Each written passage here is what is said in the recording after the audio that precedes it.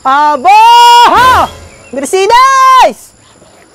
Ikay bumangon na diyan at anong oras no? Yang anak mo ay mga huli na naman sa eskwelahan.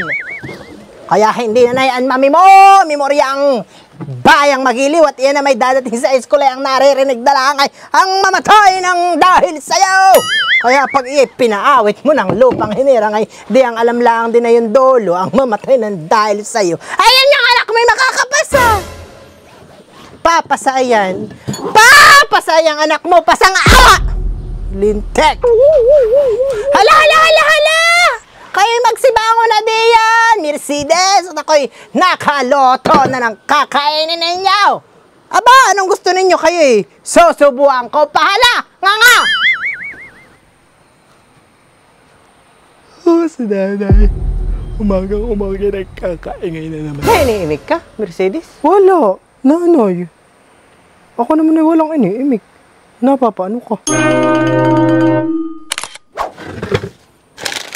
Lola Nita, ako po'y papasok na. Tayong baon. 10. Ay! Kuwan pala. 40. Aba! Mercedes! Ay, bakit naman? Itong pinasuot mong blouse kay Carmelita yokos-yokos. Ah! Ay, nanay.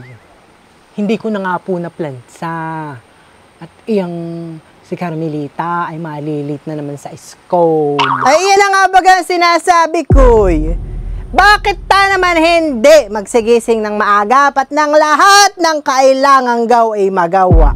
At isa pang pinagtataka ko sa iyo, Mercedes, honey, ay bakit pagka walang pasok ay hindi pa pagpaplantsahin lahat ang uniform na si Carmelita? At nang pagkagana itong may pasok, ay di suot na ng suot, di ba ga? Hindi yung gana ang gawa mong kung kailan susuotin, ay saka mo lang paplantsahin. Araw-araw ay plantsa, araw-araw ay plantsa. Hindi mo ba alam, Mercedes, na yung gana ang gawa mo mahagad sa kuryente? Kung ano-ano tadi namang inaatupag mo, Mercedes, ay. Kaya yung mga dapat gawin, hindi na magawa-gawa. Carmelita, yung iyong blouse ay hubarin mo muna at iakin mo ng paplansahing madali sa sama ng ganay ang... Ay, nanay, huwag ko ng plantsahin at malilit na nga sa school. Oy, hala, sige. Kayo magsiyaon na. Mahuhuli bagang. Talagang kayo eh. Huli na. At anong oras na, ha? 8:00 na.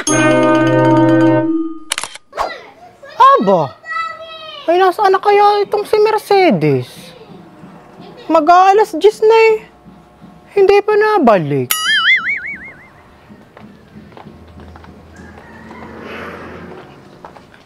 Rogelio! Anong hanas? Aling Nimpa? Bakit tinatawag mo ang pinakamagandang bakla ng barangay, Tigang?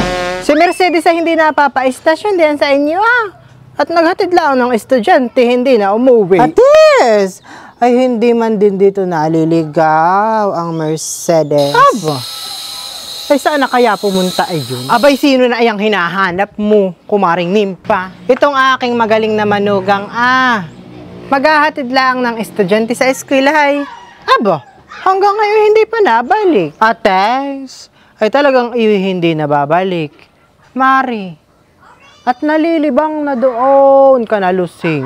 Si Mercedes pala'y maiging magbabalasan ng barahan eh.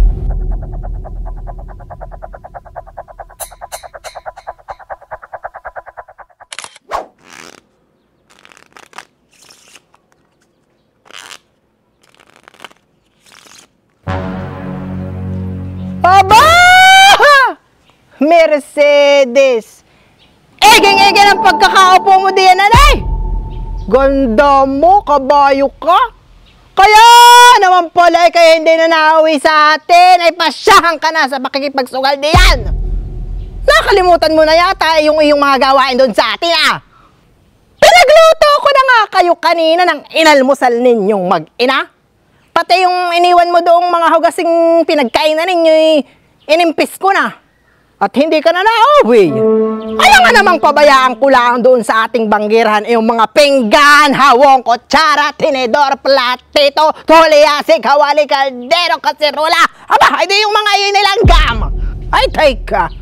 At parang Masyado yatang madami yung aking hinugasan. Kaya pala ako'y parang ang hihimagod na. Kaya naman pala gustong-gusto mong ikaw na lang ang maghahatid na ang iyong anak doon sa school.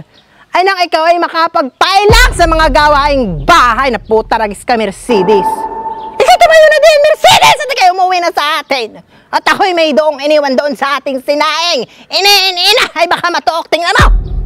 Bilisan mo Mercedes. Ikaw umuwi na sa atin. At ako na muna ang kakarta diyan. Sino bagang pahits? Paano baga pati ang laro ninyo diyan? 5, 10, 15 o 10, 20, 30? Ako ayaw nang may nagmumo ha? Pagka wala ng pera, umayaw na! Lintek!